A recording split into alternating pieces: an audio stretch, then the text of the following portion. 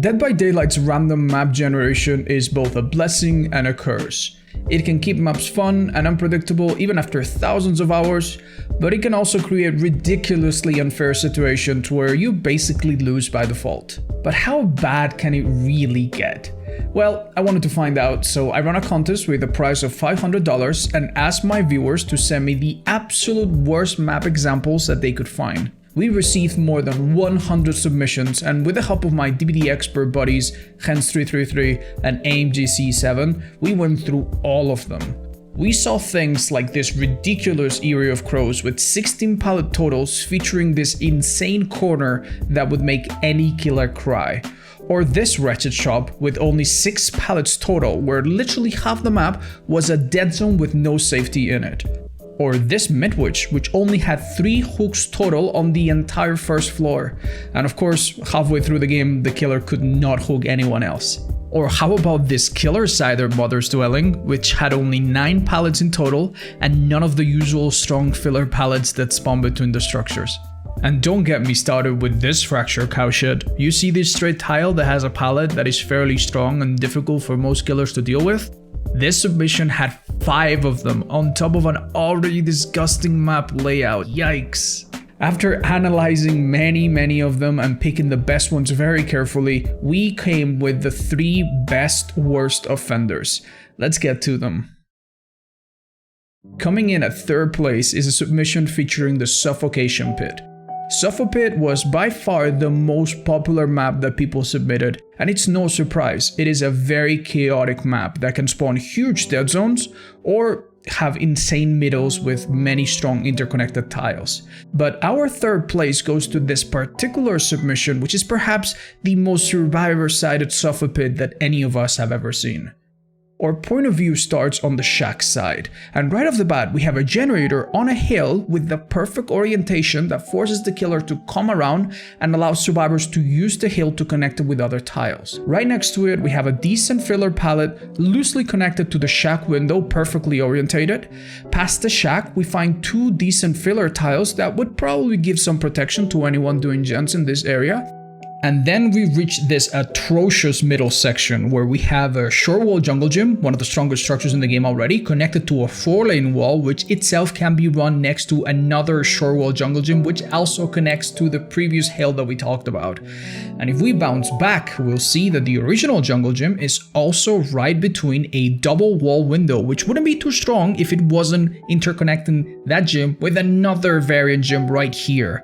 Once we start to delve into the main building side of the map, we find decent filler pallets that would keep away most killers for a little while, and surprisingly some of them are actually really close to the edges of the map, as you can see right here. Taking a chase here would be really bad for you, as you are leaving the rest of the map undefended. Main building of course has the strongest window with some decent 3 pallets around it, and guess what? Some of these pallets in the building itself can be linked also to this hill, which also has a generator on it. Perfect visibility from the generator would allow survivors to see you and then use that hill to bounce to the main building or use one of these pallets. And you guessed it, this exit gate is actually completely opposite from the other one. Overall, what made this submission stand out was not just the strength or lack of strength of any one part, but rather how everything added up to make a map that is tactically almost impossible for a killer to win. You cannot create dead zones, you cannot defend gates, and God forbid you try to down a survivor quick if they take you down a trip in the middle. Very nasty stuff. Moving on to our 2nd place, we have a submission featuring the Groaning Storehouse, a map that most people would agree is typically very survivor-sided. This map features a very safe main building with some strong windows, many pallets around the map that can link together with other powerful structures, and there's also these pockets of the map which often have generators in them that are very difficult for the killer to defend or patrol. So typically the Groaning Storehouse is a pretty difficult map for killer. But not in this submission. To fully grasp and understand the absurdity of what you're about to see, there's a couple things that you need to know about the tiles in this map.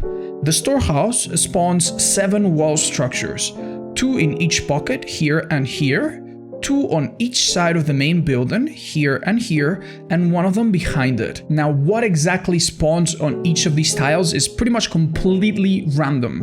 It could be something very strong, like a jungle gym. It could be something in the middle, balanced, like a TL wall, or something very weak, like the new double windows. And what you get is largely up to luck. But as it so happens, in this submission, we had one strong jungle gym, one weak 4-lane wall, and 5 double window walls. According to our math, the chances for this to happen are astronomically low. We're talking 0.006% chance. But wait, that's not all. It actually gets worse.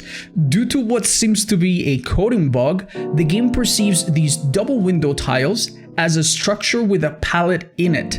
So when calculating how many pallets would spawn in the map, the game counted 1 pallet on each of the 5 double windows, and then also spawned pallets in the shack, the jungle gym, the 4-lane, the main building, and another location. This resulted in a 10 pallet total map, which is pretty standard. But here's a problem: the double windows do not have a pallet, so this map actually only has 5 pallets in total. And one of them is so weak that you can actually just play around it. So it's like it's not even there. So in practice, this map has 4 pallets. 4 pallets for the entire map. Think about it. If you brought the perk Spirit Fury, you would only be able to use it once. And that is nuts. Needless to say, the killer absolutely destroyed the survivors in just a matter of minutes. You wouldn't expect anything else. And now, the first place entry and ultimate winner of this contest, a submission featuring everyone's favorite Macmillan map, the Cold Tower. Now, Cold Tower has a reputation of being a fairly balanced map for both sides. Many people even believe that it is the perfect map in DBD. But as you will soon see, Cold Tower is actually very susceptible to bad RNG, and that's exactly what you're gonna see in this submission. Alright, so our point of view starts by the shack, a pretty strong structure with fairly decent window that connects it to a 4-lane wall, which is not the strongest structure in the game. This 4-lane wall does connect loosely to a straight tile here on the left, but nothing crazy so far.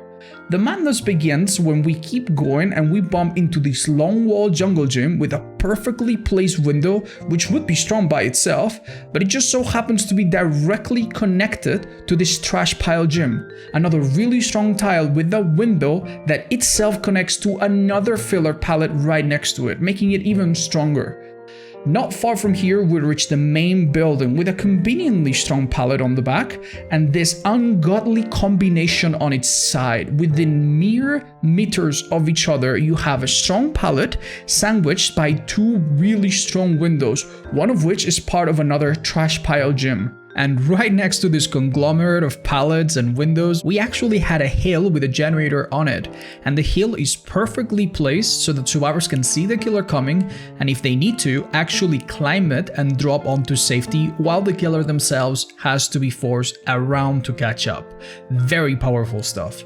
And then if we take a look at what's left of the map, well, it's no joke either. We have decent filler pallets pretty much spread all throughout, a pallet gym here next to yet another hill with another generator that is also well positioned and would allow survivors to escape easily and force the killer around. Not just that, but this hill is also basically hiding the exit gate, making it harder for the killer to see it from afar and effectively making this exit gate much stronger in the endgame. And of course, you guessed it, the other exit gate was on the other side of the map, also partially hidden by the main building. For a map that many people consider perfect, honestly, this Cold Tower looks like an absolute nightmare. What if you played against survivors that were actually decent on a killer that cannot keep up with all these loops? Well, I'm sure you've had experiences like that, so please, if you enjoyed this video, do let me know what kind of horrible map RNG you've had, and perhaps we'll get through to the devs and they'll listen and they'll make some of these issues a little bit less frustrating. Thank you so much for watching, and I'll see you in the next one.